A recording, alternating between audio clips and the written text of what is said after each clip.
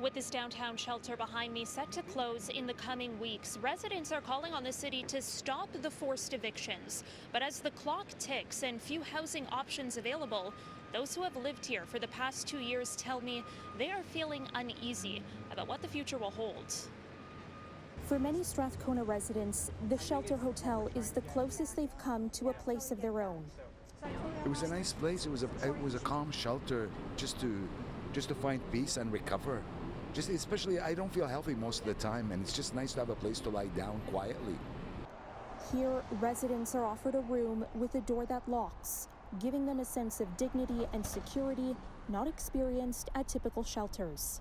They're set to be displaced when the owner reclaims the site on August 15th and returns to regular hotel operations. Yeah, stressed and worried, fearful, right? Yeah, I've grown comfortable to having my own room, my own bathroom. That's a very precious thing. Nearly 30 Strathcona residents have already been relocated to other shelters, some as far as 20 kilometers away, a long distance from the services they need, and where they will likely have to share a room with another person. Dixon Hall, the nonprofit working with residents on relocation, acknowledges nerves are on edge, but points out it is constrained by the mandate given to them by the city. It said in a statement, "We can only move residents when housing or shelter space becomes available. Alternate limited accommodation often becomes available on very short notice. We're working closely with city staff to secure the best possible housing solutions that are available to our clients." Residents were told that this was a pathway inside to housing.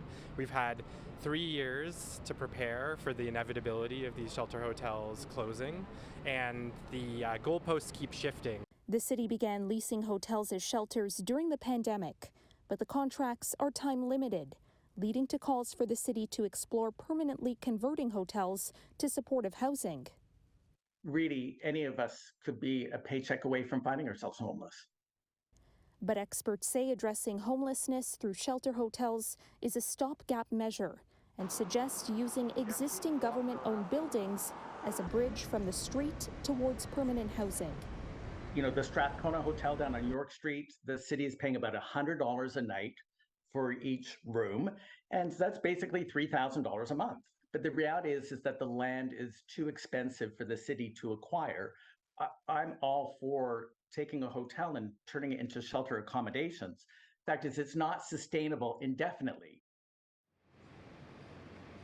The city says the use of hotels as temporary shelters was always meant to be short-lived. However, since June, just 13 of the 90 Strathcona residents have been moved into housing, with 9 units in the process of being allocated. According to the city's own data, the number of homeless in Toronto topped 10,000 in June.